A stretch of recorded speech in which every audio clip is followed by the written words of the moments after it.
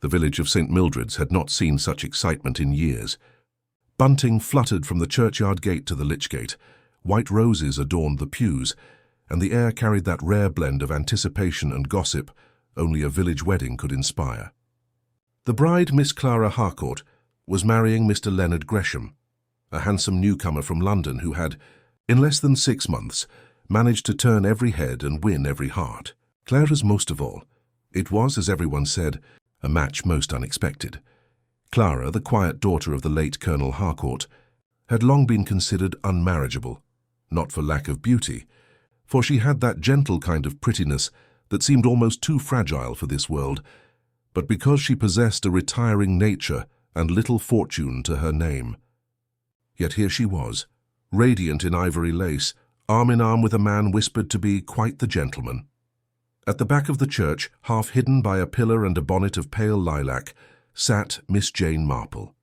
She had come as a friend of the bride's aunt, Mrs. Mildred Banbury, and though she smiled kindly at the proceedings, there was something faintly thoughtful in her blue eyes as she watched the couple exchange vows.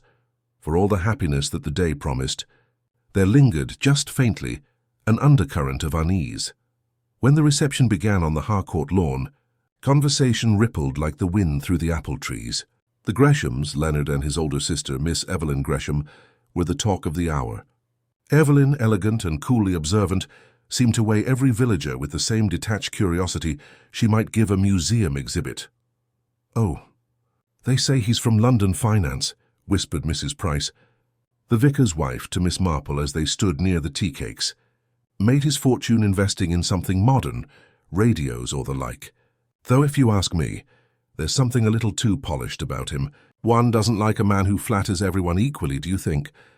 Miss Marple gave her a polite nod. "Flattery," she murmured, "is a little like butter. It may make things more palatable, but too much of it tends to go rancid." Mrs. Price laughed, though she looked faintly perplexed. From her quiet seat near the edge of the lawn, Miss Marple observed much and said little. The new Mrs. Gresham was glowing with happiness, yet more than once her eyes darted toward her husband with what could only be described as a kind of anxious devotion. Leonard, for his part, was charming to a fault, smiling, attentive, yet with a sharpness in his gaze that flickered beneath the charm, like the edge of a blade beneath silk. "Such a handsome couple," said Colonel Westbury, puffing out his chest beside Miss Marple, "though I'll wager he's got more brains than breeding. There's a certain city look about him." Miss Marple smiled benignly. "Yes," she said, "the kind of look one sees on people who know the price of everything and the value of very little." The Colonel blinked, uncertain if that was agreement or criticism. The afternoon drew on. Glasses clinked, music played, and the cake was cut amid cheers. Clara's cousin, young Peter Banbury, raised his glass and declared loudly that Leonard was a dashed lucky chap. The village photographer arranged the wedding party on the lawn for a final portrait, the bride's smile faint, the groom's eyes coldly bright.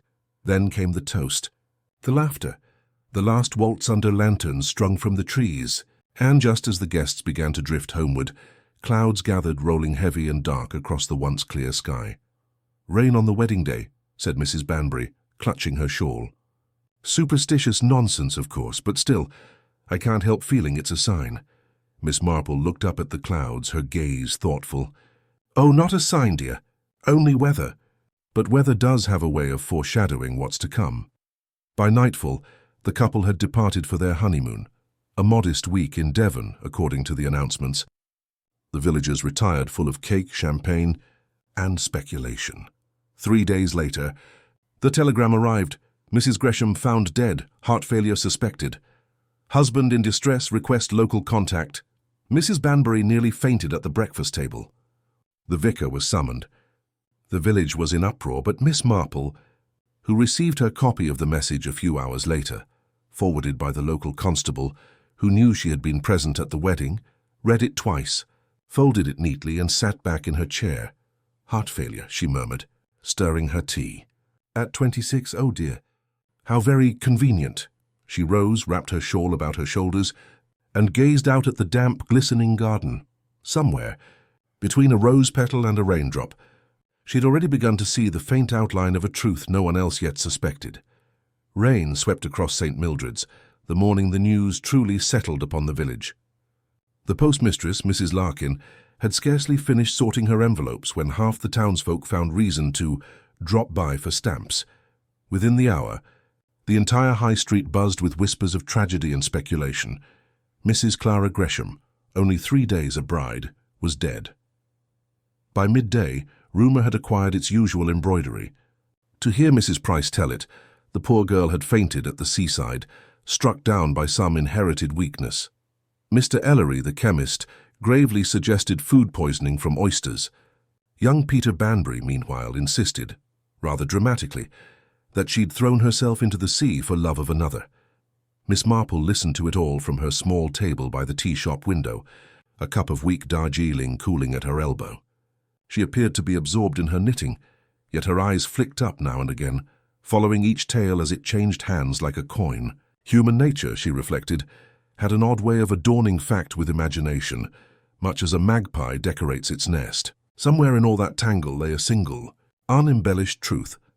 When Mrs. Banbury finally arrived, cheeks flushed from the wind and emotion, Miss Marple closed her knitting bag and gave her friend her full attention. "They've brought Clara's body home," Mrs. Banbury said in a rush. "Such a dreadful business. Leonard Gresham wired this morning. Says the doctors called it heart failure. But I ask you, Jane, at 26, and on her honeymoon?" Miss Marple's expression was one of mild sympathy. "A sad thing indeed. But tell me, did Mr. Gresham himself bring her home?" "No," Mrs. Banbury said, lowering her voice. "He's remained in Devon to make arrangements. His sister, Miss Evelyn, came down on the early train to oversee matters. Quite self-possessed she is, too much so if you ask me. One would think she were organizing a charity bazaar rather than a funeral." Miss Marple stirred her tea slowly. "People express grief differently, dear. Sometimes not at all, until the occasion demands it." That afternoon the village prepared itself in a flurry of solemnity. The undertaker's cart arrived, the church bell tolled once, and blinds were drawn along the high street. At the Harcourt cottage, Clara's old home before marriage, the servants moved about quietly, dusting and polishing as if cleanliness might somehow hold off despair. Miss Marple came by with a small bouquet of garden roses. She asked no questions, merely listened to the servants' subdued chatter. She'd been so happy, said young Jenny, the maid, wiping her eyes, but the night before they left I heard her crying. Mr. Gresham came into her room after, and there was words between them. I couldn't hear what about, only that she said, "I'll not bear it, Leonard, I won't." Then the door shut. Miss Marple laid a gentle hand on the girl's arm. "You've done quite right to speak of it, my dear. Sometimes what seems small may prove most important." That evening, Miss Marple paid a visit to the vicarage, where Inspector Cray from the County Constabulary awaited Mrs. Banbury's statement. The inspector, a brisk man of good sense but little imagination, greeted Miss Marple courteously, though with a trace of polite condescension. "Ah, Miss Marple. You were at the wedding, I believe. A very distressing business, but the Devon coroner found nothing suspicious. Natural causes, it seems." "Weak heart," Miss Marple inclined her head. "So unfortunate for such a young woman to suffer from a weak heart. Still, she seemed quite robust when I saw her, dancing the waltz without fatigue. Perhaps she had other weaknesses the coroner couldn't measure." The inspector gave a tolerant smile. "You suspect foul play, ma'am?" "Oh, no," said Miss Marple mildly. "I only notice patterns. And it's rather curious, isn't it, that Mrs. Gresham should die so suddenly, just after marrying a gentleman of fortune who no one in the village seems to know much about." He made a note but dismissed it with a shrug. "We've verified Mr. Gresham's background. Business in the city, some small inheritance. Perfectly respectable." Miss Marple's eyes twinkled faintly. "Respectability, Inspector, has often been the last refuge of scoundrels. Still, I dare say you are quite right." When she returned home, the lamplight glowed warmly against the encroaching dusk. She set the kettle to boil, but her thoughts were far from tea. There was something odd about Evelyn Gresham's calm, about Leonard's absence at his wife's return, about the quickness with which heart failure had been accepted without question. She fetched from her basket the wedding photograph that the photographer had kindly given her, a token of the day. In the picture, Leonard stood behind Clara, his hand resting lightly on her shoulder. Evelyn's gaze met the camera squarely, expression serene. But Clara, Miss Marple leaned closer, had eyes that seemed almost frightened, as though she'd seen something behind the lens that chilled her. The next morning, the Gresham siblings arrived at the Harcourt cottage to finalize the funeral. Leonard looked pale and drawn, his voice steady but too carefully so. Evelyn managed the arrangements, signing documents with quick, efficient strokes. Miss Marple, ostensibly there to deliver flowers, lingered near enough to hear. Such dreadful luck, Evelyn was saying. The doctors were certain it was congenital. Leonard mustn't blame himself. I don't, he replied curtly. There was nothing to be done. Miss Marple interjected softly. Forgive an old woman's curiosity, but did the doctor in Devon perform an autopsy? Leonard stiffened. An autopsy? Good heavens, no. The man said it was unnecessary. Quite, said Miss Marple, smiling sweetly.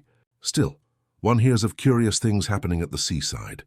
Sudden faintness, sunstroke, or perhaps a touch of digitalis from wild foxglove, which looked so charming on the cliffs. Evelyn's hand paused over her papers for just a moment before continuing. I'm sure that isn't relevant, Miss Marple. My brother has suffered enough. Miss Marple inclined her head and left them to their grief, or what passed for it. Outside, the church bells tolled softly. A breeze lifted the edge of her shawl as she walked toward the gate. Human nature, she thought again, was a remarkably predictable thing. Where there was sudden death and an inheritance, there was almost always motive. Yet motive alone proved little. She would need patience, observation, and the smallest slip, just one careless word, to set the pattern fully before her. That night, as darkness settled over St. Mildred's, Miss Marple sat beside her window with her knitting. Each loop of yarn became a thread in her thoughts. Clara's frightened eyes, Jenny's overheard quarrel, Evelyn's poised composure, and Leonard's too-ready explanation. Somewhere among these quiet details lay the truth of a marriage that had lasted scarcely 3 days, and a bride who, it seemed, had indeed married her killer. 2 days later, the funeral of Clara Gresham was held beneath a sky so grey it seemed made of smoke. The village gathered in hushed reverence, yet curiosity shone in nearly every pair of eyes. Even in mourning, St. Mildred's could not help but whisper. Mrs. Price insisted she saw Mr. Gresham's eyes dry as dust throughout the service. Mrs. Banbury maintained that Evelyn's composure was unnatural. The younger folk merely gawked at the London couple, murmuring that tragedy followed glamour, the way ivy followed stone. Miss Marple sat in the second pew, head slightly bowed, though her gaze flickered up often enough to notice the details others missed. Leonard stood stiffly at the head of the coffin, his posture impeccable, his features carved in calm. When the vicar spoke Clara's name, his expression faltered, not with grief but with something closer to irritation, as if the entire ritual were an inconvenience. Evelyn stood beside him, gloved hands folded neatly before her, her veil obscuring any trace of feeling. Only once, as the coffin was lowered, did she rest a hand on her brother's sleeve, an oddly firm, controlling gesture. Afterward, in the churchyard, the villagers spoke in subdued tones. Leonard accepted condolences with a mechanical politeness, promising to remain in St. Mildred's for a few days more to settle affairs. Evelyn managed the flow of mourners as though arranging an afternoon tea rather than a burial. Miss Marple noted how the sisters' presence commanded the scene. Every inquiry passed through her, every conversation subtly redirected. Later that evening, Miss Marple returned home and poured herself a cup of tea that had long gone cold before she remembered to drink it. Something about the entire affair had left her restless. She fetched again the wedding photograph, studying Clara's pale, tentative smile, and her eyes wandered to Leonard's hand upon her shoulder. It seemed gentle enough, yet there was possession in the gesture, ownership more than affection, the kind of touch one uses to steady a thing that must not move. Her reflections were interrupted by a knock at the door. Jenny, the maid from the Harcourt house, stood trembling on the step. "Miss Marple, I thought I should tell you. Mr. Gresham, he came to the cottage this morning looking for something. He told me to keep quiet, but he searched Clara's writing desk and the sewing cabinet. He took a letter and burned it in the fireplace before leaving." Miss Marple's brows rose slightly. "Did you happen to see to whom the letter was addressed, my dear?" Jenny nodded uncertainly. "It had Dr. Linton written on it, The gentleman from Devon. I thought maybe he was the one who signed the death certificate. Miss Marple thanked her with a coin and a kind word, then sat long after the girl had gone, tapping her finger thoughtfully upon the teacup's rim. A doctor, a destroyed letter, a husband who stayed behind at the scene of his wife's death. It began, as such things often did, to take on the familiar shape of human folly. Love soured by greed, perhaps, or deceit, nurtured by desperation. But something still eluded her, a missing thread that would tie it all neatly together. The following morning, she paid an unannounced visit to Evelyn Gresham at the inn. Evelyn received her graciously, though her smile was taut. "My brother is resting," she said, motioning Miss Marple toward a chair. "The poor man has been quite undone by this ghastly business." Miss Marple nodded, settling her gloves in her lap. "Yes, indeed. I'm told grief takes many forms, though it's curious how often exhaustion follows the concealment of distress rather than its expression." Evelyn's gaze cooled a fraction. "You speak as if you doubt my brother's sincerity." "Doubt?" Miss Marple's tone was mild as milk. "Oh no, I merely observe. I have seen many grieving men, my dear, and they rarely have the energy to burn letters the morning after a funeral." For the briefest moment, the elegant woman's fingers tightened around her teacup. "I beg your pardon?" "Jenny saw it," Miss Marple said gently. "A letter addressed to Dr. Linton. Of course, one burns old correspondence for many reasons, though to my mind, it's often the sort of letter one doesn't wish others to read." Evelyn's composure returned swiftly. "You misunderstand, Miss Marple. My brother feared the letter might contain private details of Clara's illness.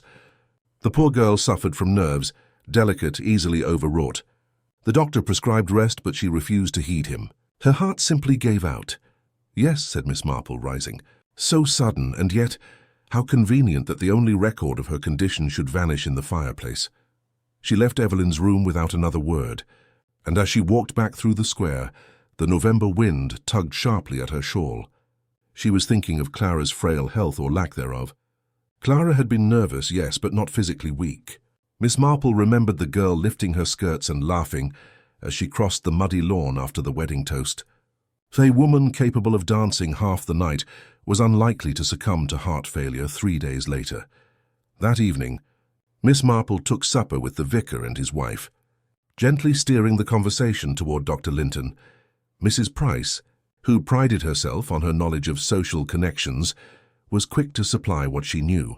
"I've heard from my cousin in Torquay that the doctor is quite reputable, though not long in practice.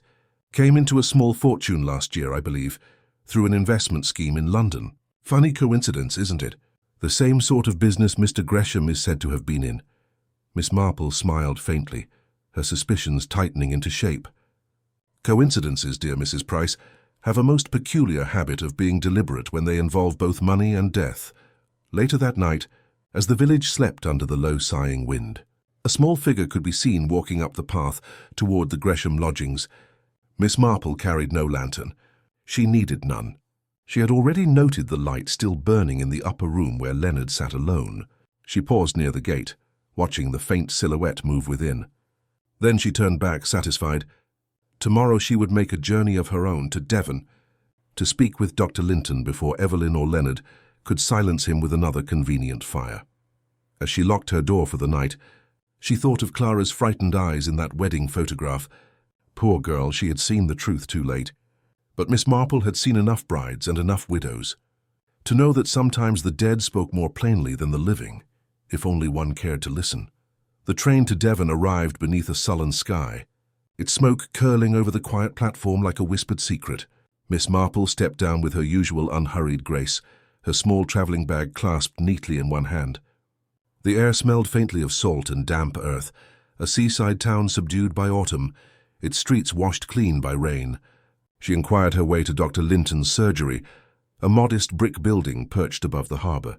The brass plate on the door was newly polished, suggesting prosperity rather than grief. Inside, the young doctor received her politely but with unease, for there was something in Miss Marple's soft voice and steady gaze that encouraged truth, yet offered no comfort in deceit. "You were Mrs. Gresham's attending physician, I believe," she began mildly. "Yes," Dr. Linton said, his hands folding together on the desk. "A dreadful affair. She collapsed suddenly after supper. Her husband sent for me at once, but there was nothing to be done. I believed it heart failure, as the symptoms suggested. Miss Marple nodded, her expression sympathetic. I'm sure you did your utmost. Heart failure does sound most likely, though I wonder, Doctor, how you reached your conclusion so swiftly. Was there no prior sign of illness? He hesitated. She complained of dizziness that afternoon, and her pulse was faint. The husband mentioned she'd seemed unwell since morning. Miss Marple's fingers tightened lightly upon her reticule. How conscientious of him to observe that. And the food she ate, who prepared it? The hotel provided the meals. I doubt there was anything amiss. Mr. Gresham himself shared the same dishes. Yes, she said gently. Men who plan carefully often do, the doctor blinked. I beg your pardon? Only that accidents so often resemble patterns when one knows how to look, Miss Marple murmured. Then, after a pause, you must forgive an old woman's curiosity, but I understand you came into some fortune last year through a London investment firm. Would you recall its name? Dr. Linton shifted in his chair, his composure faltering. Why, yes, I believe it was Gresham and Houghton. A sound company at the time. Mr. Leonard Gresham was most obliging in introducing me to the opportunity. I see, said Miss Marple softly. How very obliging indeed. He looked suddenly alarmed. Surely you don't suggest... Miss Marple rose, smoothing her gloves. I suggest nothing, my dear doctor. Only that you might reconsider whether your patient truly died of a weak heart or of misplaced trust. Should the authorities inquire again, you might mention that such a conclusion deserves review. The young man swallowed hard, his gaze following her to the door. You think she was poisoned? Miss Marple turned back, her face composed and kind. Oh, I think she was made to die exactly as someone wished her to. Quietly, conveniently, and with no trace of scandal. But the living have a way of betraying their own handiwork, and the truth, like a bruise, always rises to the surface. That evening, as the train carried her homeward, the countryside slipped by like a dark ribbon under the fading light. Miss Marple sat still, reflecting. Digitalis would indeed leave little trace without an autopsy, and Clara's faintness, her weakness, her heart failure, all could be neatly arranged by one who knew enough of medicine to disguise murder as malady. Yet what troubled her most was Evelyn's composure, not Leonard's. Evelyn had the calm of someone who had overseen details, not merely suffered them. When Miss Marple returned to St. Mildred's, the village was quiet, its curiosity satisfied for the moment. Leonard and his sister still lodged at the inn, though rumour had it they intended to depart for London within the week. Miss Marple wasted no time. She called upon them the next afternoon, her visit cloaked in the polite pretence of farewell. Evelyn received her in the drawing-room, elegant as ever in dark silk. Leonard stood near the hearth, gazing into the flames. Miss Marple, he said evenly, this is most kind of you. We were just discussing arrangements for Clara's estate. Such dreadful work, dreadful indeed, she replied, especially for one so recently bereaved. But I am relieved to see you both bearing up so bravely. One must admire fortitude. Evelyn smiled thinly. We do what we must. My brother intends to sell the cottage and return to London. There's nothing to keep us here. Except, perhaps, Miss Marple said quietly, a question left unanswered, about Clara's death. Leonard's head turned sharply. I beg your pardon? Oh, nothing unpleasant, I assure you. Only that I happened to visit Dr. Linton during my little trip. Such a charming man, though rather anxious when I mentioned Gresham and Houghton. You see, he seemed unaware that the company no longer exists. Evelyn's poise faltered just slightly. What are you implying, Miss Marple? Only that investments may vanish as easily as lives, Miss Gresham. And I wondered, since Dr. Linton owed your brother a debt of gratitude, and since he was the only one to pronounce poor Clara's death as natural, whether gratitude may sometimes be misplaced. Leonard's voice hardened. You have no right to question us. Miss Marple folded her hands, her tone serene. No right at all, my dear. Only experience. You see, I've known several cases where a husband found it more profitable to become a widower. One poor man poisoned his wife with digitalis, then sought comfort from a sympathetic sister-in-law. It caused quite a stir once the truth was known. For a moment silence hung thick as smoke. Then Leonard laughed, short and brittle. An entertaining imagination, Miss Marple. Evelyn's eyes flashed toward him. A warning, perhaps, or fear. It was gone in an instant. Miss Marple smiled faintly. I dare say it is. Still, truth does love company, and it will find its way to the surface eventually. You must take care that it does not arrive before your departure. She rose, gathering her shawl, and left them with polite farewells. Outside, the wind carried the faint toll of the church bell. Miss Marple walked slowly back through the village, her thoughts ordered now. She had seen enough. The glance between brother and sister, the nervous laughter, the shared secret held a moment too long. The question now was not whether Leonard Gresham had killed his bride, but why Evelyn had helped him do it. That night, as she sat knitting by the fire, a plan began to take shape. The police would need more than suspicion. They would need a confession or undeniable proof. And if Miss Marple knew anything of human frailty, it was that guilt and vanity rarely slept peacefully in the same bed. She would give them both a reason to stir. The next morning, she sent an invitation to tea. Miss Marple's invitation was written in her neat, delicate hand and delivered by the vicar's boy that same afternoon. It was a simple note, an offer of tea and a little conversation before your departure, if it would not be too inconvenient. Within the hour, a polite reply came from Miss Evelyn Gresham, accepting on behalf of herself and her brother. Miss Marple had smiled when she read it. Murderers, she reflected, rarely declined an invitation that promised normality. It soothed them to believe they still appeared respectable. The next day arrived bright and unseasonably mild. In Miss Marple's sitting room, the table was laid with her best china and a modest spread of scones, jam, and seed cake. The lace curtains stirred faintly in the soft breeze as she arranged the cups with her usual precision. She took care that nothing seemed out of place. Murderers, after all, were most at ease in comfort. When the Greshams arrived precisely at 4, they were the picture of composure. Evelyn, elegant in dove grey, smiled warmly as she entered, while Leonard offered a handshake and murmured some pleasantry about the fine weather. Miss Marple greeted them as if nothing at all were amiss, ushering them to their seats with gentle efficiency. "I'm so glad you could come," she said, pouring tea. "It must be quite exhausting, managing all those tiresome details before a journey. I always find a quiet cup helps to clear the mind." "Indeed," said Evelyn smoothly. "We both needed the respite. Leonard has been quite unwell these last few nights." "Poor nerves." Her brother gave a short, brittle laugh. "Too much strain, that's all. It'll pass once we're back in London." Miss Marple smiled as she handed him his cup. "Yes, change often works wonders. Still, one can't truly escape unpleasant thoughts, can one? They have such a way of following us." Leonard's hand paused for the briefest instant, then resumed stirring his tea. "If you refer to Clara's death, Miss Marple, I assure you we've nothing to reproach ourselves for. The doctors were quite clear." "Oh yes, perfectly clear," she said softly. "Almost too clear, one might say. I sometimes think clarity is like fog, dense and impenetrable when it appears most convincing." Evelyn's brow lifted faintly. "You do have a curious way of putting things." "Age, my dear," Miss Marple replied, her eyes twinkling. "It brings peculiar habits and memories. I was only just recalling another sad case, a young bride who died suddenly, much like Clara. The husband swore it was her heart too. But he'd been rather careless, poor man. Left behind the bottle of digitalis he'd used, thinking no one would know what it was. Such a foolish oversight." Leonard shifted, the spoon clinking against his cup. "Accidents happen, Miss Marple."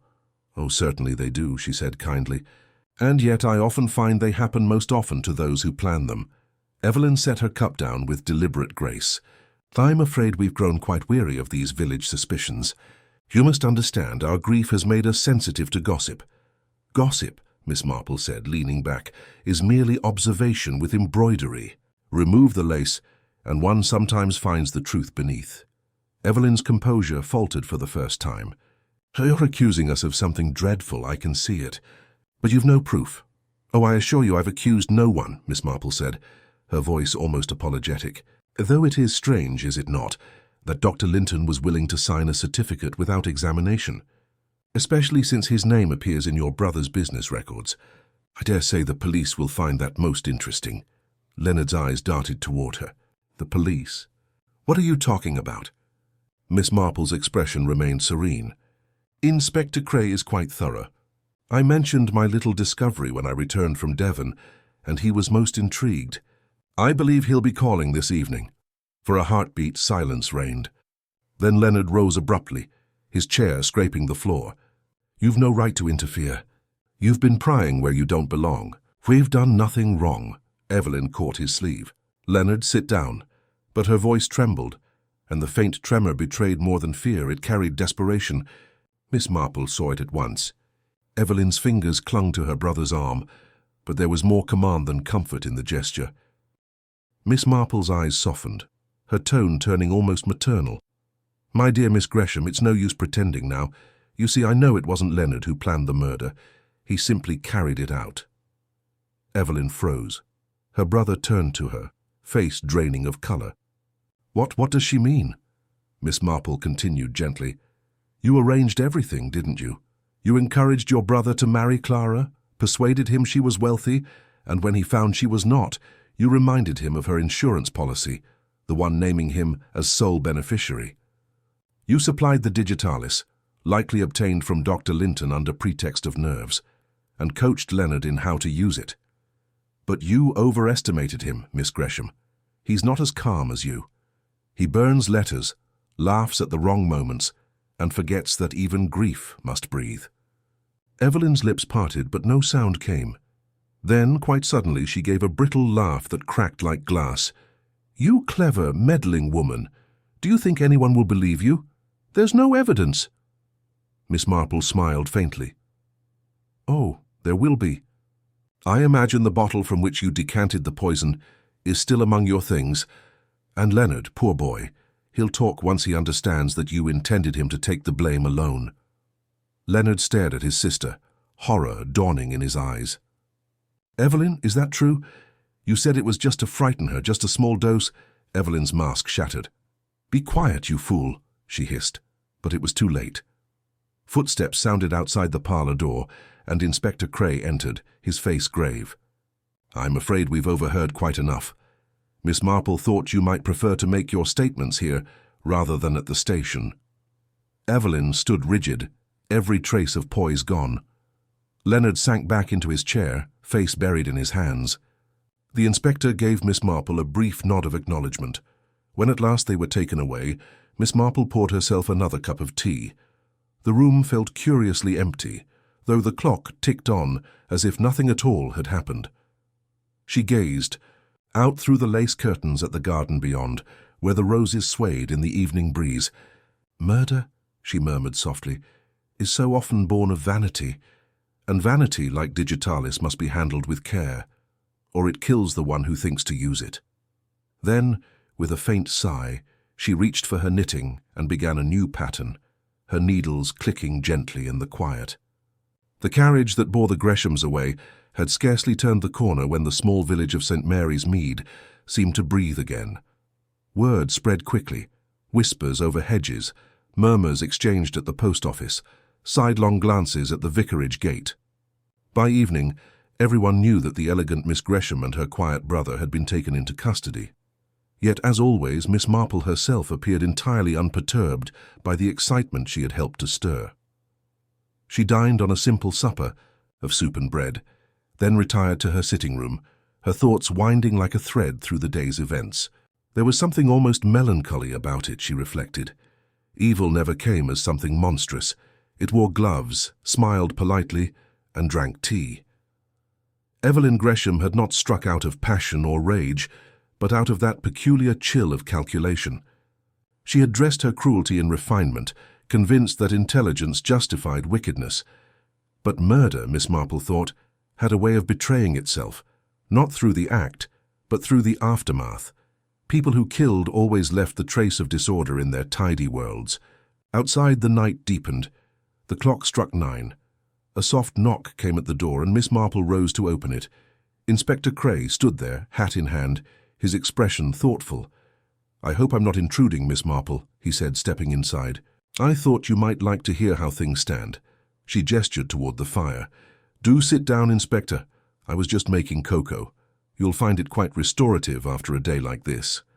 He smiled faintly and accepted the cup she offered. "Thank you. You were right about everything, of course. We found the medicine bottle, just as you predicted, hidden behind a loose panel in Miss Gresham's room. The label was scraped off, but the residue matches the poison that killed Mrs. Gresham. And the handwriting on the prescription. It's Evelyn's imitation of Dr. Linton's. Miss Marple nodded, unsurprised. She was a clever woman. Cleverness can be such a dangerous quality, don't you think, when unaccompanied by conscience. Indeed, the inspector agreed. Leonard broke down completely once we confronted him. He claims she planned everything, that she manipulated him, said it would secure them both a comfortable future. He even swears she told him Clara's death would look natural, that she'd seen to the paperwork. But I doubt he was as innocent as he pretends. No, Miss Marple said softly. He was weak, not innocent. There's a difference, though it rarely matters in the end. Weakness is the soil in which wickedness grows most easily. Inspector Cray leaned forward. You know, the Chief Constable was right about you. You have an extraordinary gift for seeing what others miss. I confess I never would have guessed that such an elegant pair could be capable of such a crime. Miss Marple smiled modestly. People so seldom look beneath the surface, Inspector. We're trained to notice vulgar wickedness, the loud quarrel, the obvious greed. But the quiet ones, the charming ones, they slip through because we want to believe in them. Evil wrapped. In good manners is rather like arsenic in a sugar bowl. Most people taste only the sweetness. The inspector gave a low chuckle. You should write a book, Miss Marple. She laughed lightly. Oh no, I find books often spoil a perfectly good mystery by explaining too much. They sat in companionable silence for a few moments. The fire crackled softly, throwing golden light on the lace curtains. Finally, the inspector stood. We'll be taking the Greshams to London tomorrow. I expect it'll be quite the case at the assizes. You'll be called to testify, of course. Oh dear, Miss Marple sighed, though not unhappily. I suppose one must face the fuss that follows truth. Still, it's comforting to know justice will be done, even if it takes its time. When he'd gone, she tidied the cups, humming faintly.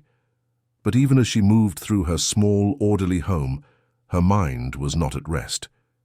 There was a faint unease, like a thread, yet untied. She paused at the window, peering into the moonlit garden. The air was still, yet she could not shake the feeling that something had been overlooked. The next morning brought confirmation.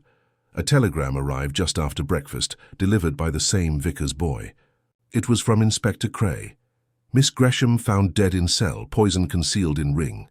Miss Marple read it twice, then set it down gently. Her lips tightened, not in surprise, but in a quiet sorrow. So, she murmured, she couldn't bear to be ordinary after all. For Evelyn Gresham, dignity had been her armor, and the thought of public disgrace, of being seen as cruel, weak, or common, was a fate worse than death. That she had planned her own end so carefully was, Miss Marple thought, entirely consistent with her nature. Control even in destruction had been her way. By noon the village was abuzz once again. Some said it was justice, others called it tragedy. But Miss Marple remained silent on the matter. She spent the afternoon in her garden, pruning roses, her mind calm and deliberate. Each cut was precise, measured, not in cruelty but in care. One must know where to snip, she thought, or the bloom would never flourish again. As twilight fell, she walked slowly back inside, closing the gate behind her. The little house was quiet, the scent of lavender lingering from the open window. On her writing desk lay a letter she had begun days before, addressed to her old friend Colonel Melchett. She took up her pen and wrote a final line. It was not love nor hatred, but pride that killed her, and pride, my dear Colonel, is the most incurable poison of all. She sealed the letter and placed it by the lamp. Outside, the first stars pricked through the deepening blue, and somewhere a nightingale began to sing. Miss Marple listened, her expression serene. Another case closed, another small shadow lifted from the world. She poured herself a final cup of tea, adjusted her spectacles, and returned to her knitting. As the fire dimmed, the old detective's needles clicked softly in the quiet, steady as a heartbeat, each stitch a reminder that life, in all its mystery and frailty, always continued on. For several days following Evelyn Gresham's sudden death, St. Mary's Mead seemed suspended in that peculiar stillness that follows a great disturbance. The newspapers carried the story in bold headlines. Society Sister takes her own life. In prison cell, and for a while the village basked in its unaccustomed notoriety. Yet beneath the surface chatter, a faint unease lingered. The Gresham case, though apparently concluded, left behind a trail of small questions that refused to fade. Miss Marple, of course, noticed them all. She noticed, for instance, that Leonard Gresham, despite his grief and humiliation, had written not a single letter of remorse to Mrs. Banbury or to anyone in the village who had shown kindness to his late wife. She noticed, too, that the Gresham's London solicitor, a Mr. Fenton, made 2 discreet visits to St. Mildred's before Leonard was released on bail, and that he seemed unusually interested in retrieving a certain small leather case from the Harcourt house. The inspector considered the matter closed, but Miss Marple did not. Her instincts, sharpened by years of quiet observation, whispered that something remained unresolved. Evil, in her experience, seldom ended neatly. It tended to unravel in fragments, leaving one final thread exposed. It was on a mild afternoon when that thread appeared. Miss Marple was visiting Mrs. Banbury, who had taken to her couch with a dramatic air of invalidism since the scandal broke. The poor lady's nerves, she claimed, had been quite destroyed by deceit. Over tea, she handed Miss Marple a small envelope. "It came for you, dear," she said. "Forwarded from the post office. From Devon, I think. Rather odd, don't you agree?" Miss Marple examined the letter. The handwriting was unmistakably feminine, graceful, deliberate. The postmark read Plymouth. She opened it carefully, and her brows drew together as she read. "Dear Miss Marple, I cannot rest until someone knows the truth. My name will mean nothing to you, but I was maid to Mrs. Clara Gresham during her stay at the Torquay Hotel. She was ill the night before she died, though her husband insisted she merely needed rest. I heard them quarrel, softly but in earnest. Later I brought up her cocoa and found the cup already on the table. Mr. Gresham said he had taken it up himself. She was asleep, or so he said. But in the morning she was gone. I told the police, but they dismissed it as imagination. I thought you might understand. Yours respectfully, Mary Harkness." Miss Marple folded the letter slowly. A faint sigh escaped her lips. "Ah," she murmured, "so there it is." Mrs. Banbury, of course, demanded explanation at once, but Miss Marple merely smiled and patted her hand. "A very sad business, dear. I must pay a visit to Inspector Cray again, I think." 2 days later, Miss Marple arrived at the inspector's office, her shawl tucked firmly about her shoulders. He greeted her with polite resignation. Experience had taught him that Miss Marple never appeared without reason. She laid the letter on his desk, along with a small packet she had brought from her handbag. "The maid's testimony, which you may recall, was not included in your original file," she said mildly. "And this, I believe, will interest you." The inspector opened the packet. Inside lay a delicate gold ring, set with a small blue stone, the very one Clara Harcourt had worn on her wedding day. Beneath the setting, the hinge of the band had been pried open, revealing a tiny cavity. Miss Marple's voice was calm. "It was found in the Harcourt garden after the rainstorm, lodged in the grass near where the photograph was taken.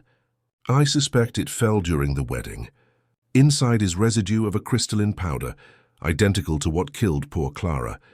It seems Miss Gresham's ring was not the only one capable of concealing poison." The inspector stared. "You mean Leonard?" "Precisely," she said softly. "Leonard administered the poison that night in Devon. Evelyn's role came later. She helped disguise his guilt, perhaps to protect him, perhaps to protect their reputation. But she was not, I think, the original murderer. She merely inherited the sin." Inspector Cray rubbed his chin thoughtfully. "So all this time she covered for him. And when she realized you were closing in, she took the blame entirely." Miss Marple's eyes were grave. "Yes, it was her last act of loyalty. People like Miss Gresham do not love in any ordinary way. They possess. She believed Leonard to be her creation, her responsibility. But when pride meets corruption, it is always the weaker soul who pays dearest." The inspector sat back heavily. "Then we'll have to bring him in again."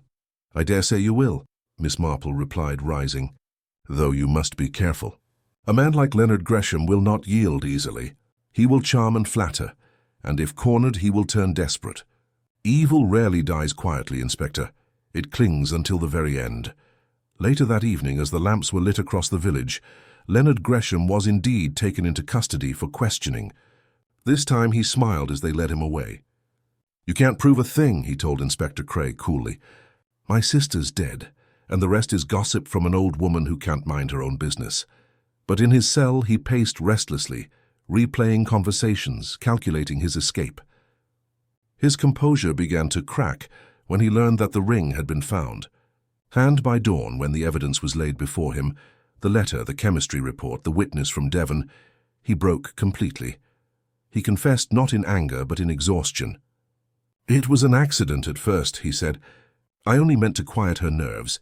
Too much of the powder, that's all. But then Evelyn saw an opportunity. She said we could make it look natural. And afterward, she made me swear I'd never tell. She said reputation was worth any price." When Inspector Cray repeated those words to Miss Marple later that day, she simply nodded. "Yes," she said, "Evelyn always did value appearance above truth. It was her undoing, and now his." By the week's end, the village had fallen silent again. The gossip shifted, the headlines faded, and life returned to its small rhythms of church bells and market chatter. Yet for Miss Marple, the case lingered like a faint echo, reminding her that beneath every pleasant surface, the dark soil of human nature still waited, fertile as ever. That evening, as she sat by her window knitting, she thought of Clara Harcourt's gentle smile, of Evelyn's sharp, cold poise, and of Leonard's hollow charm. Love, pride, greed, all tangled in the same web. She threaded her needle carefully, drawing the wool through in a neat, unwavering pattern. "Now," she said softly to herself, "we've come full circle." The clock chimed 9. Outside, a night breeze stirred the rose bushes, scattering petals across the path. Somewhere in the village, a baby cried, and a dog barked at the moon. Miss Marple laid down her knitting and looked into the fire, its glow reflected in her calm, wise eyes. It was over, but, as always, the lesson remained. Evil was never exotic, never distant. It lived quietly in drawing rooms and parlors, wearing familiar faces, whispering soft excuses. And it took a very sharp eye indeed to notice when civility turned deadly. She reached for her teacup, her expression serene. "Poor things," she murmured.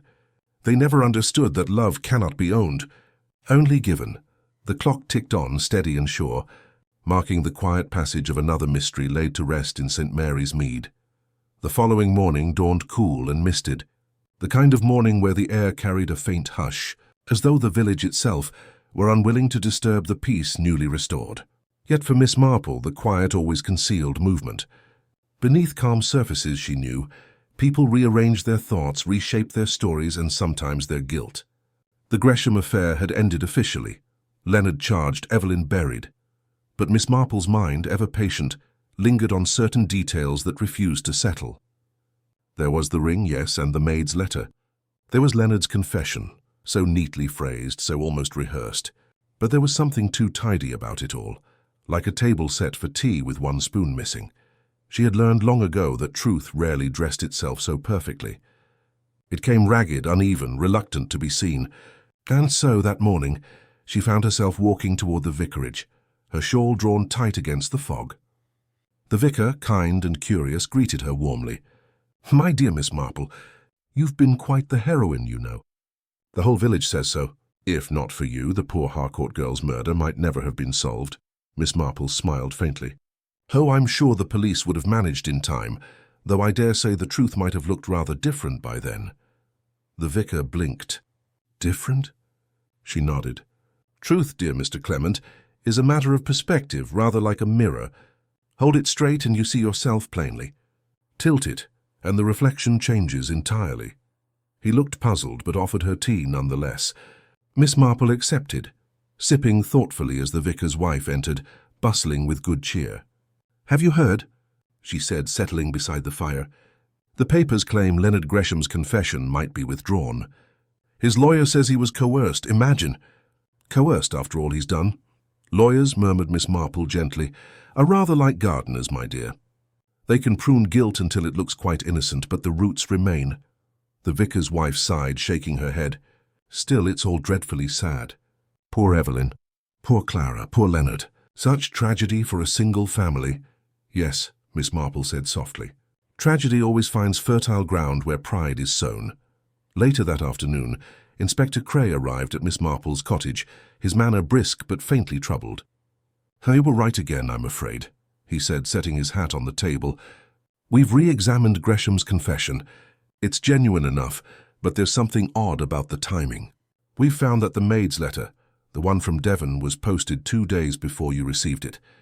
Yet it appears Leonard knew its contents before it reached you." Miss Marple raised an eyebrow. "Interesting. That suggests someone warned him." "Exactly. But who? Evelyn's dead. Her London solicitor swears he had no contact after her arrest. And yet Leonard behaved as though he knew we were closing in before we ever questioned him again." Miss Marple folded her hands in her lap, her gaze distant. "Mr. Fenton, the solicitor, visited twice before Leonard's release, did he not?" "Yes," said Cray slowly, "and he claimed it was only to arrange financial matters." "Quite," said Miss Marple. "I dare say he did. You see, Inspector, Mr. Fenton was not merely a solicitor. He was Evelyn's confidant and I suspect her lover. Such men do not serve for money alone. Loyalty, even misplaced, is a dangerous thing." Cray frowned. "You think he tampered with the case?" Miss Marple's smile was faint but firm. "I think he ensured Leonard's confession would appear precisely when it was most convenient. Perhaps to protect Evelyn's memory, perhaps to protect his own standing. But men like Mr. Fenton always play the long game. I should be very surprised if he didn't benefit somehow from all this." The inspector stared. "But there's no evidence." "Not yet," said Miss Marple. "But there will be. Such people always leave traces. They cannot help but tidy up one thing too many." And indeed, by the week's end, a quiet inquiry into Evelyn's estate revealed that Mr. Fenton had been granted control of several lucrative investments she held jointly with Leonard, investments that would revert to him upon both their deaths. It was subtle, almost invisible, but unmistakably deliberate. When confronted, Fenton denied everything, of course. He was charming, articulate, unflappable, until Miss Marple herself appeared at the questioning. "I'm sure," she said mildly, "that such foresight must be quite exhausting. To plan so carefully, to prepare so completely, it takes an extraordinary mind. I only wonder, Mr. Fenton, if you were quite as prepared for Miss Gresham's sudden death. You see, the ring she used was of your design, was it not? A rather distinctive hinge." The man stiffened, his composure cracking just slightly. "I don't know what you mean." "Oh, but you do," Miss Marple continued softly. "You commissioned 2 such rings for her years ago. One she wore herself, the other she gave to her brother for safekeeping. It was in his possession the night of Clara's death, and it was your hand that forged the device. You see, evil, Mr. Fenton, like guilt, is always a collaborative affair. The only question is how many partners it requires before it destroys them all." By nightfall, Fenton's office had been searched. Papers emerged. Letters, coded notes, correspondence revealing his manipulation of both Greshams. It was he who encouraged Leonard's courtship of Clara, he who whispered of easy wealth, and he who orchestrated Evelyn's protection after the murder, ensuring her silence. The entire affair, Miss Marple realized, had been less about love or jealousy than about greed disguised as devotion. When the truth came out, the village murmured again, half in shock, half in grim satisfaction. It seemed impossible that such an elegant man, a solicitor no less, could be the architect of so much ruin. But Miss Marple knew better. Evil did not shout. It reasoned. It justified. It smiled. That evening, as she sat by her fire, the inspector stopped by one last time. "You've done it again," he said with weary admiration. "I always see what the rest of us miss." Miss Marple chuckled softly. "I only listen, Inspector. People tell one everything if one knows how to hear them. And they never quite realize that the smallest word, the tiniest gesture, can reveal the whole story." He looked at her curiously. "And what do you make of this story, Miss Marple? What's the moral of it, if there is one?" She considered for a moment, her eyes on the glowing coals. "That evil often begins in the most respectable drawing rooms. That vanity wears finer clothes than malice. And that one should always be wary of those who insist they act for someone else's good. They usually mean their own." When he left, she sat for a while longer, the quiet ticking of the clock the only sound in the room. The mist outside had lifted, and through her window she could see the first pale shimmer of moonlight on the garden path. She poured herself a final cup of tea and smiled faintly to herself. Another tangle of deceit undone, another thread of human folly neatly clipped, And yet, even as she resumed her knitting, her mind rested not on the wicked but on the innocent, on Clara Harcourt, whose only fault had been to trust too completely. Miss Marple sighed softly. "Poor child," she murmured. "She married her killer, but she was only one of many who've done so without knowing it." The fire crackled, steady and warm, as the village slept under the calm English sky. The case of the bride who married her killer had come to its grim conclusion, or so it seemed. But for Miss Marple, the ending was never the end. There was always another story waiting in the quiet corners of human nature, another shadow cast by the gentlest light. The days following Mr. Fenton's arrest passed with an almost eerie stillness. The newspapers printed the story in careful, sensational phrases. Solicitor's treachery exposed, and the Gresham scandal deepens. But within the village itself, the gossip grew quieter, as though the people were finally weary of tragedy. For Miss Marple, however, quiet never meant peace. It meant reflection. And reflection, as she well knew, often unearthed what everyone else had chosen to bury. It was a cold afternoon when she walked once again to the Harcourt cottage, now empty and sealed by the police. The garden had grown untidy. Leaves lay scattered across the path, their brittle shapes whispering underfoot. She paused by the gate, gazing at the front window. The same window where Clara had so often stood, waiting perhaps for a future that never came. The air smelled faintly of damp earth and forgotten dreams. Miss Marple's thoughts moved methodically, almost rhythmically, as she traced back each step of the case. Fenton's deception had been unveiled, his connection to both Evelyn and Leonard clear, yet one small question still lingered. Why had Evelyn chosen to protect Leonard so fiercely? Her loyalty made sense under Fenton's manipulation, but there was something deeper there, a bond that went beyond mere guilt. Miss Marple, sharp-eyed and endlessly curious, had learned that even guilt had its layers. That evening she summoned Inspector Cray to her cottage once more. "There's something we've overlooked," she began as soon as he stepped inside. Evelyn's motive was never entirely self-preservation. She shielded Leonard, yes, but she did so with a desperation that didn't quite fit the pattern of someone coerced or guided. It felt personal. Cray frowned, settling into his chair. "You mean there's more?" "Good Lord, Miss Marple, the man's behind bars. Fenton's confessed to forging documents, manipulating both siblings and orchestrating the affair.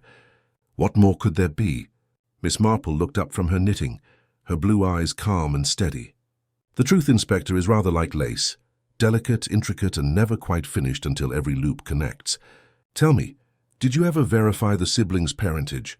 He blinked. "Parentage?" "Yes," she said gently. "It's been my observation that Evelyn spoke of Leonard not quite as a sister speaks of a brother. There was a protectiveness in her tone that felt misplaced, too tender, too absolute. And Leonard's own letters to her. Have you noticed they lack the familial warmth of siblings? They were bound, yes, but not by blood." Cray's brows drew together as the implication sank in. "You think they weren't brother and sister?" "I think," Miss Marple said quietly, "that Fenton knew something no one else did. Evelyn and Leonard were half-siblings at best, perhaps not related at all.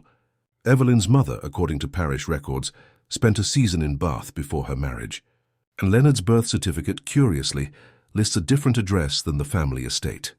Fenton may have discovered this long ago, and used it to bind them together in a web of lies. Evelyn protected Leonard because she loved him, not as a brother but as a man she had been told she could never have." The inspector exhaled sharply, disbelief and comprehension mingling on his face. "Good heavens! You mean the entire tragedy began with a lie about bloodlines?"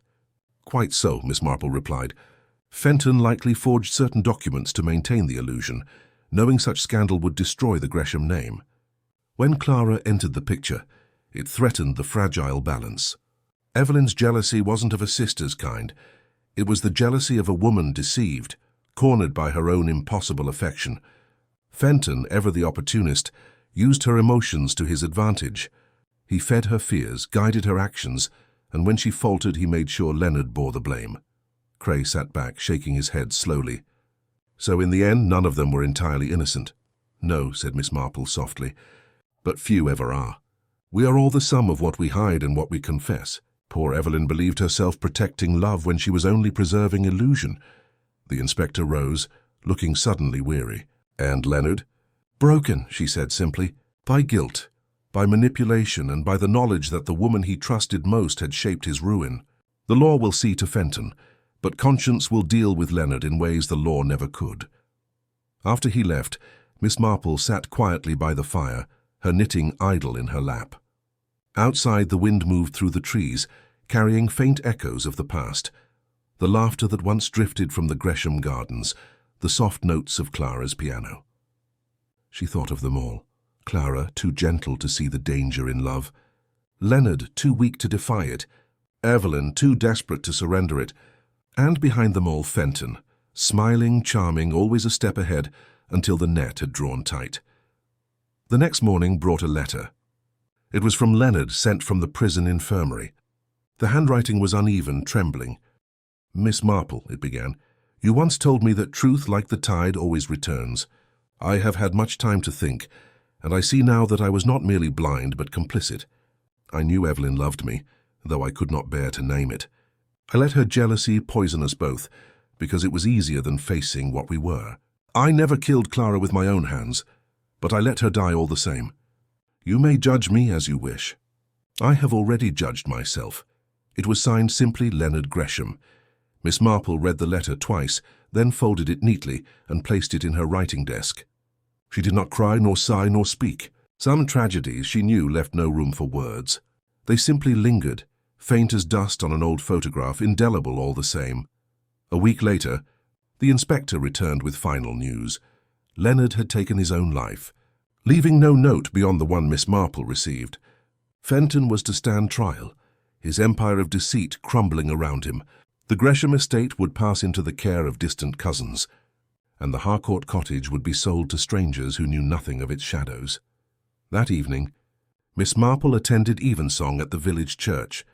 The choir's voices rose softly, blending into the golden haze of candlelight. As she listened, her thoughts drifted once more to the lives that had intersected so fatally, the lies, the greed, the forbidden love. And yet, even amid sorrow, she felt a curious peace. Justice, though imperfect, had found its path. When she stepped out into the night, the sky was clear, the stars sharp and cold. She paused by the church gate, her breath clouding in the air. "Love," she murmured almost to herself, "is never evil by nature, but in the wrong hands it can become the most terrible weapon of all."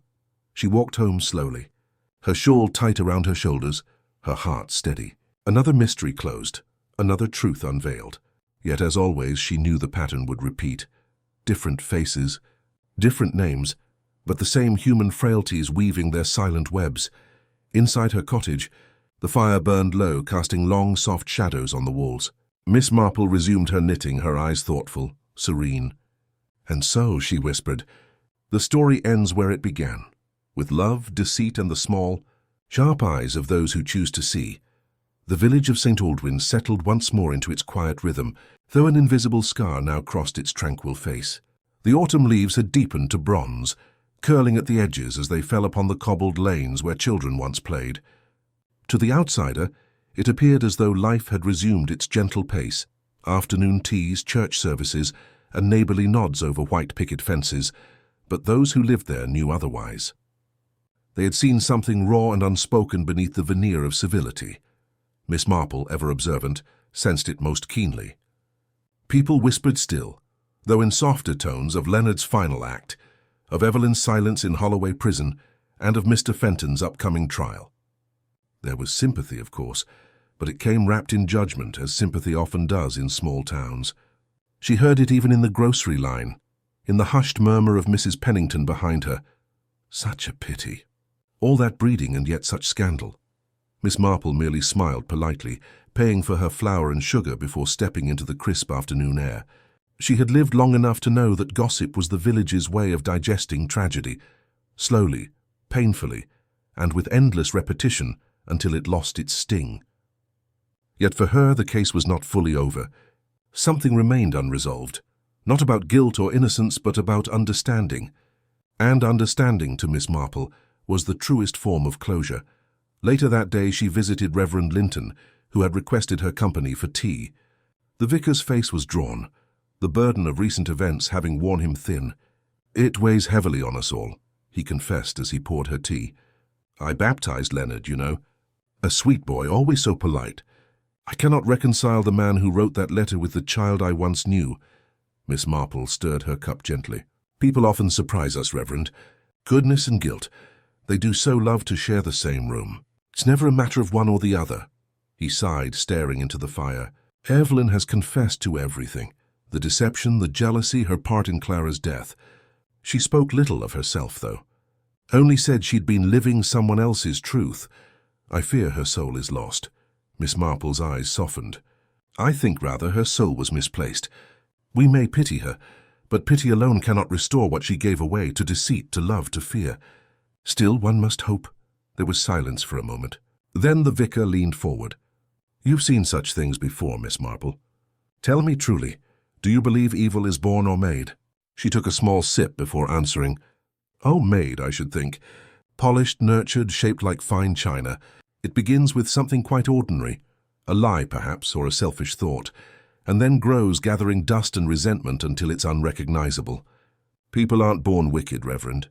They simply forget to notice when they've become so." He nodded, looking both comforted and troubled. "You see more than most, Miss Marple." She smiled faintly. "Only because I've spent so much time among ordinary people. And ordinary people, you know, are far more interesting than villains. Villains have purpose. Ordinary folk simply drift into mischief." As she left the vicarage, the evening had deepened into a soft blue dusk. The lamps flickered on along the lane, their glow pooling like molten gold on the damp stones. Miss Marple walked slowly, her shawl drawn tight, thinking of Clara, the girl who had loved too innocently. It was her face, not Evelyn's or Leonard's, that lingered most vividly. There had been no guile in her, no secret motive. Just a woman caught between two others' unspoken sins. The following morning, a letter arrived by post, official in its typeface and tone. It was from Scotland Yard, informing Miss Marple that the Crown Prosecutor wished to acknowledge her valuable assistance in the Gresham case. She smiled at the formal phrasing, tucking the letter away without much thought. Recognition to her mind was never the reward. The reward was understanding the truth, and occasionally helping others see it too. Still, her thoughts turned to Evelyn. In her cell she must have been cold and frightened, stripped of the finery and self-possession that had once defined her. Yet Miss Marple could not entirely condemn her. Love, twisted and desperate as it had become, had guided Evelyn's every act. It was tragic, yes, but in its own way profoundly human. That night, unable to sleep, Miss Marple lit a candle and took up her notebook. She had kept journals for years, quiet records of the people she met, the cases she'd observed, the curious intersections of morality and folly. She wrote for an hour, her small, precise handwriting filling the page. The tragedy of St. Aldwyn's was not in its cruelty, but in its familiarity. It was not a tale of monsters, but of people. People who loved wrongly, feared deeply, and chose silence over truth. In that silence, a woman died, and 3 lives were lost to the shadows. I cannot condemn them, for I have seen too often how love, once wounded, becomes a sharper weapon than hate. And yet, if love can destroy, it can also heal. Perhaps that is why I continue to observe, to understand, to believe that somewhere in our frailty, there remains a small spark of decency waiting to be seen. She paused, her pen resting for a moment before she added one final line. The bride who married her killer was not Clara, but Evelyn, wed to a lie that demanded its price. When morning came, Miss Marple rose early and carried a small bouquet of white lilies to the churchyard. She placed them on Clara's grave, her gloved hands lingering for a moment on the cold stone. "Rest, my dear," she whispered softly. "You were the innocent one, though innocence rarely survives long in this world." As she turned to leave, the bells began to chime, marking the hour. She looked up toward the horizon, where the sun broke through the mist, bathing the village in pale gold. Life, she thought, would go on as it always did. Cups of tea, polite smiles, and hidden sorrows. And somewhere, beyond all that, perhaps Clara's spirit had found peace. Back in her cottage, the fire crackled warmly. Miss Marple settled into her chair with her knitting once more. Her hands moved automatically, though her eyes were far away. "Human nature," she murmured, "is the one mystery that never ends." Outside, a robin landed on the windowsill, its breast bright as a flame. It chirped once, clear and pure, before fluttering away into the morning air. Miss Marple smiled faintly. Another case concluded. Another lesson in the quiet, complex art of being human, and somewhere deep in her heart, she knew, as long as people continued to love, to lie, and to lose themselves in both, there would always be mysteries waiting for her gentle, relentless eyes to see through. It was early winter now in St. Aldwyn's, the kind of cold that clung to the air like memory itself. The trees stood bare and still against the horizon, their branches dark and skeletal, while smoke from cottage chimneys rose in thin, wavering streams. Miss Marple, wrapped in a heavy grey shawl, moved carefully down the lane, her breath visible in the morning chill. She had promised herself a quiet walk before breakfast, a ritual she had adopted after particularly troubling cases, but even the soft crunch of frost beneath her boots could not quiet her mind entirely. The Gresham case was finished, at least in the eyes of the law. Evelyn awaited sentencing. Mr. Fenton's trial was imminent, and Leonard's tragic death had brought both scandal and sympathy in equal measure. Yet Miss Marple felt that peculiar restlessness that often followed the end of a mystery. She did not doubt her conclusions, but there was something about human nature that rarely let her rest, its contradictions, its fragile dignity, and the way sorrow could weave itself into the ordinary fabric of life. As she passed the churchyard, she paused by Clara's grave again. The lilies she had laid weeks ago were wilted, their stems bowed, petals curling inward like folded secrets. A faint sound startled her, the soft clearing of a throat, and she turned to see Inspector Cray approaching from the path. He looked as weary as she'd ever seen him, his hat pulled low and his expression subdued. "Miss Marple," he greeted, managing a thin smile. "I thought I might find you here. Seems we both have a habit of lingering where peace is meant to lie." "I should think peace is often more elusive than we'd like, Inspector," she replied, offering him a gentle nod. "Though sometimes I believe it can be found in understanding, even if not in forgiveness." He sighed, glancing toward the grave. "Evelyn Harcourt took her own life last night. The matron found her before dawn. She'd written a note, addressed to you." Miss Marple's face did not change, though her knitting bag slipped slightly in her grasp. "To me?" she asked softly. "Yes," Cray said, pulling a small folded letter from his coat pocket. "She said you'd know what she meant. I haven't read it, though the governor insisted I at least check it for anything alarming. It seems harmless enough." Miss Marple took the letter, her gloved fingers trembling only slightly. Cray gave a respectful nod and stepped back, leaving her alone in the graveyard's pale light. She opened it slowly, careful not to tear the paper. The writing was neat but faint, each line pressed into the page as though it had been written with deliberate care. "Miss Marple, you were right about everything. I thought I could live with my choices, but one cannot live with love once it becomes guilt. Leonard never knew the truth in full. I could not bear to tell him. Fenton's lies bound us together, but my silence finished what his deceit began. I did love Leonard. That I will not deny, but love without truth is just another form of cruelty. Tell the world whatever story it wishes to believe. I have told mine to God. Yours, Evelyn Harcourt." For a long while Miss Marple did not move. The wind stirred through the grass, rustling the trees above as though nature itself whispered the final line of a story, too painful to speak aloud. At last she folded the letter and placed it gently into her coat pocket. There was no triumph in her discovery, no satisfaction in being right. Only a quiet sadness, the kind that comes from knowing that the truth, though pure, can destroy as much as it saves. She turned toward the inspector, who stood waiting by the gate. "It's over, then," he said quietly. Miss Marple shook her head. "No, Inspector, not over. But ended, yes. There's a difference." Cray looked at her, puzzled. "How so?" "When something ends, it simply stops," she said, her voice soft but sure. "But when it's over, truly over, it leaves behind understanding. This matter, I think, will haunt us both, but perhaps it will make us wiser. That's the cruel mercy of it." He nodded slowly, understanding her in that wordless way they often did. "You always find the moral in these things, Miss Marple. I suppose that's what keeps you looking." She smiled faintly. "And you, Inspector, find the law. Between the two of us, I imagine we make some small sense of the world." They parted at the gate, and Miss Marple continued her walk, though her pace was slower now. The frost had begun to melt, forming tiny streams that trickled along the edge of the road, glinting like threads of glass. She followed the sound of running water, her mind replaying Evelyn's words. Love without truth is just another form of cruelty. By afternoon, she was back in her sitting room, the fire crackling low. She set a pot of tea to warm and opened her notebook once more. With quiet deliberation, she recorded the final notes of the case, her handwriting steady and fine.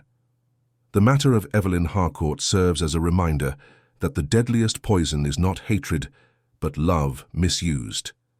A lie told in affection corrodes the heart faster than malice ever could. Leonard and Evelyn were both victims, of deceit, of fear, and of their own blindness. Mr. Fenton merely set the spark. The fire was already waiting to burn. She paused, dipping her pen again. I cannot help but wonder if the village, in its way, also bears some blame. We so often turn away from what feels improper, dressing our avoidance in civility. Perhaps had someone looked closer, spoken kinder, or dared to ask the right question sooner, tragedy might have been averted. But such is human nature, to prefer comfort over truth. Her pen moved once more across the page. I find no satisfaction in this ending. Only acceptance. The world does not offer tidy resolutions, no matter how much we might crave them. But I believe Clara, Leonard, and Evelyn have found their peace, in whatever measure heaven allows, and perhaps that is enough. She closed the book, placed it gently upon the mantel, and sat back with her tea. The light outside had faded to a soft amber, the kind that makes the edges of things blur. Houses, hedgerows, memories. Miss Marple watched it quietly, her expression thoughtful, her heart steady once again. A knock at the door broke the silence. It was young Tommy Linton, the vicar's nephew, holding a small bundle of fresh flowers. "Uncle said you might like these, Miss Marple," he said shyly. She smiled warmly and took them. "How very kind of you, dear boy. White lilies, are they?" "Yes, ma'am. Uncle said they mean purity." "Ah," she murmured, her eyes glimmering as she arranged them in a vase. "Then they're just what I needed." When the boy left, Miss Marple stood for a moment, looking out the window as dusk gathered over St. Aldwyn's. The first snowflakes began to fall, soft and soundless, drifting through the air like forgiveness. And as the firelight flickered across her face, she whispered into the quiet, "Good night, my dears. All of you." She returned to her chair, her knitting in hand, and the room filled once again with the faint, comforting click of needles, the small, rhythmic sound of a woman who understood the world too well to ever expect it to make sense, yet loved it all the same.